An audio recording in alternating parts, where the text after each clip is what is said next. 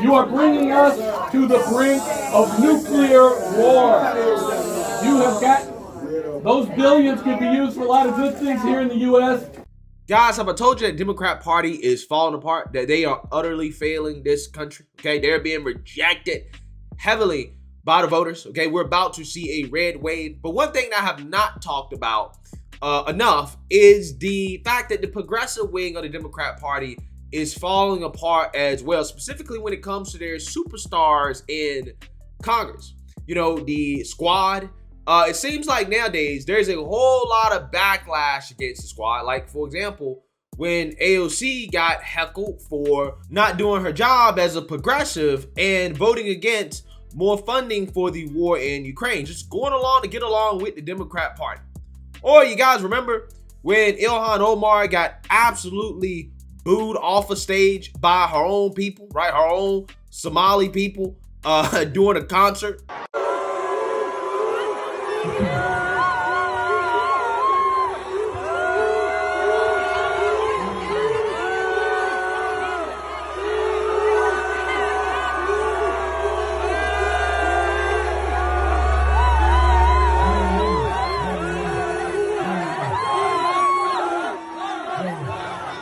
And her fellow Muslim squad member, Rashida Tlaib, the Muslims in Dearborn are essentially trying to vote her out. They're calling to vote her out because of her support or lack of standing up to these schools promoting sexual material on their kids in school. We're worried about the gay people? No problem. We're not worried about the gay people. We're worried about our children. And the only person that's behind this is Rashida Tlaib. Do not vote for Rashida Tlaib. It's nice and simple. And then you have Cori Bush, who's probably the biggest hypocrite and race hustler out of all the squad members, as she has routinely called for defunding the police. She's one of the only few Democrats out there that are still on the defund the police train. If you could do it again, would you still double down or use that slogan, defund the police? Absolutely. And you've stuck by it. In fact, you're one of the few Democrats now who still says, let's defund the police. Are you worried at all that that could hurt some of your colleagues going into the midterm elections? See, the thing about defund the police is we have to tell the entire narrative. People hear defund the police, but you know what they'll say? Say reallocate, say divest, say move. But it's still the same thing. We can't get caught up on the words. People spend more time focusing on the word defund than they spend on caring and addressing the problem of police violence in this country. Now, again, this woman is not even smart enough to realize where the winds are blowing, that most people, including black people, do not want to defund the police. But she doesn't care because she has security and protection for herself. In fact, she has $500,000 worth of security and protection that she purchased while calling to defund the police because, you know, hey, her life matters. Apparently, the other lives, including black lives, the ones that she claims she loves so much, theirs don't, okay? So with that being said, what is the result of that? The result is that Cori Bush doesn't have any real support, just like a lot of these other progressive squad members don't have real support. They just get elected because they have D beside their name. As Cori Bush sold an embarrassing 729 copies of her book on the first week. Okay, I want you guys to understand. She did a tour on The View, on CNN, on ABC. She did a tour on all the liberal news networks promoting her book, and she only sold 729 copies the first week. Absolutely embarrassing, right? Absolutely embarrassing. Again, I guess this is what happens when you are a hypocrite and when you get elected to Congress and you're not even doing the things, like basic things, that you're supposed to do as a progressive in Congress. Like, again, for example, vote against sending more funds to support the war in Ukraine, because historically speaking, progressives are supposed to be anti-war. They're supposed to be against the military-industrial complex. They're supposed to be against sending U.S. taxpayer money to support regime change wars. That is something that the populist right and the progressive left are supposed to have in common. And the populist right, at least for the most part in Congress, we've held up our end of the bargain in regards to voting against this never-ending funding. However, progressives have it. And it's getting to the point now where Republicans, Kevin McCarthy came out and said, hey, we may have to revisit this when we take back Congress. So who knows? Maybe the established Republicans will get on board as well too. I highly doubt it, but at least this is what they're saying. They're seeing where the winds are blowing on this issue, that this is not something that the people are really supporting anymore like that, right? We can't afford to when we have the crisis that we have.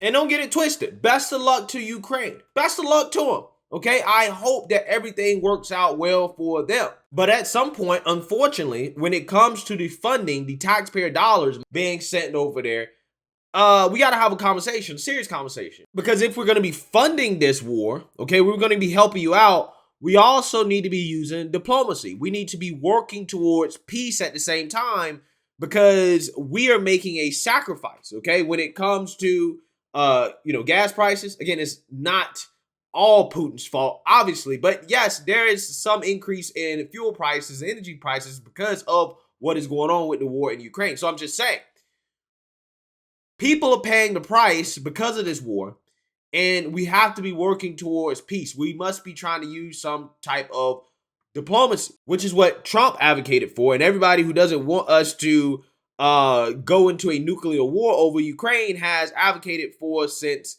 day one, okay? And it doesn't seem like that is the direction that things are going in, as again, Joe Biden keeps playing up the possibility of nuclear war, okay? Something that none of us want, right? None of us want a nuclear war. And AOC and the squad, they're not the only people. They're not the only progressives that are being confronted on their vote in regards to supporting more funding for the war in Ukraine. You also have Elizabeth Warren, who is also a progressive. She's just not a part of the squad, but she is a progressive who also got confronted the same way that AOC got confronted about her support going along with the Democrat establishment when it comes to this war. Take a look. Senator, you have got to stop funding a Ukrainian regime. You are bringing us to the brink of nuclear war. You have got, those billions could be used for a lot of good things here in the U.S. I am here to make sure that billions of lives are saved We are going to ask you to leave, instead sir. of getting into a We are nuclear going to war. ask you to leave, sir. You've asked me, I heard you. Yes. I will move towards the exit. This is not. Yes, That's this way, right. sir. No. This way, Nuclear sir. war. need to benefit from Yes, this. I'm Let's black let and them- brown too. So in case you let didn't them notice. get the information. And I don't Let want them them to get the die in a nuclear war. This way, sir, please. That my tax money is funding This way. because the Congress and the Senate Sir. are funding Ukraine. Do you want a nuclear war? I have sent letters, I have sent emails, I have made calls to these senators and congressmen. They refuse to respond. We are marching to nuclear war behind Sir, thank you. fools Thank you, in sir. political office. Thank you. They have got to stop it. Thank you. Nuclear war is the issue. Excuse us.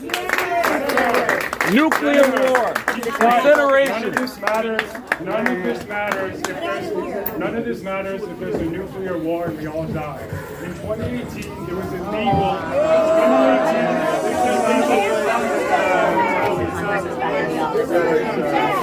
Cancel student debt! Cancel student debt! Cancel student debt! Cancel student debt! Cancel student debt! Cancel student debt! Yes, I want you guys to understand, while Elizabeth Warren and Ayanna Pressley were rallying around their extremist agenda, right, when it comes to canceling student debt, you had protesters, people who disagree with the priorities of the progressive left, in the sense that they're saying, look, you can argue that funding of this Ukrainian war, continuing to, have this stuff escalate, that could lead us to a nuclear war. A nuclear war in which it won't matter how much student debt you have, because basically, if there is a nuclear war, then we will all be dead, right? So why are you not more focused on that, right? Why are you not fighting back against what you claim you believe in, the values that you ran on as a progressive, which again, one of the core things about being a progressive is being anti-war. And Tulsi Gabbard, who used to be a progressive, maybe she still is a progressive at heart, who knows? but she did leave the Democrat Party. She has actually come out and called out progressives in the Democrat Party that don't have the cojones to stand up to the Biden administration on this issue. These so-called progressives did a very simple thing that apparently can appear to be brave in Washington these days. In that letter to President Biden, they just told the truth about how this ongoing proxy war with Russia is increasing in cost and consequences, both on the Ukrainian people, but also the American people here at home, and how it's negatively impacting gas prices, increasing inflation, and so on. These progressives in the letter, they didn't say stop sending aid to Ukraine now. All they said was, hey, President Biden, engage in diplomacy. And the response they got, of course, from the warmongers who control the Democrat Party in Washington was to immediately be smashed to pieces, so much so that these Democrat members of Congress cowered in the corner with fear and now have gone so far out of their way, apologizing profusely for having the audacity to call for diplomacy in this war that's putting us all at risk. And now they've actually gone 180 degrees in the opposite direction. They're now trying to prove how much of a warmongers they too are by saying, no, don't engage in diplomacy. We don't want you to do that.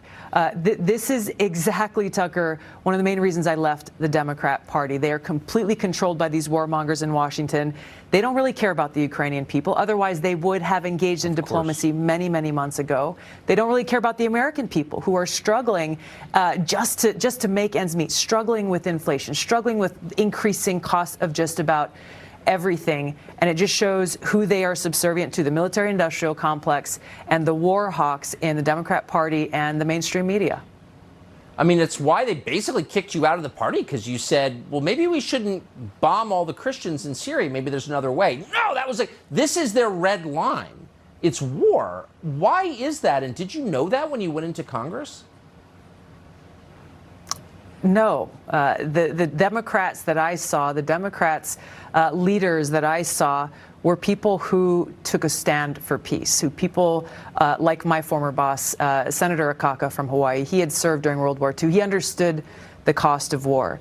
To see how so completely, where even these so-called progressives, they claimed in the past at least to be the champions for peace, to be people who understood that in order to be prosperous and free, we must be at peace. Now, that's still true. We still cannot achieve prosperity and freedom unless we have peace. But now everyone in the Democrat Party and the leadership in Washington is walking in lockstep as war hawks, no one daring to even step outside the line and say, hey, diplomacy, let's exercise diplomacy. What cowards they are. Tulsi Gabbard, I appreciate your coming on, as always. Yeah, again, I have to mention, this is why I think that if Trump was president, we wouldn't be in this situation, because I do think that Trump would have took a diplomatic approach with Putin in order to avoid us going into all of this, okay? But instead, we have the Democrat Party and also the established Republican Party as well, too, who are bought and sold by the big military-industrial complex that are just going to go along with this, right? And they're dragging us down a road that we don't necessarily have to go down, and we need better leadership. Right. This is why I believe having Trump in office during a time like this would have been so helpful. However, that's not the situation that we're in. And the best hope that we do have of actually trying to get some diplomacy here is the GOP taking over Congress, because they said that they are possibly going to revisit the funding that we're sending to Ukraine. Now, I don't know if that's actually going to happen. But what I do know is that if that does happen, the progressive vote is going to be in the spotlight. Because as of right now, regardless of where the progressives vote, it's probably going to pass regardless. However, if the GOP takes back the House, I think that the progressive vote will actually matter a lot more when it comes to this issue. And they're going to be put in a spotlight in regards to, are they going to go along with the Democrat Party like they have been doing against the will of the base of their party? Or are they actually going to stand up for a supposed progressive principle and vote against continuing to participate in the escalation of a war that could possibly turn nuclear? Let me know what you guys think. Make sure you like, comment, and subscribe. Most importantly, share a Black conservative perspective. Peace.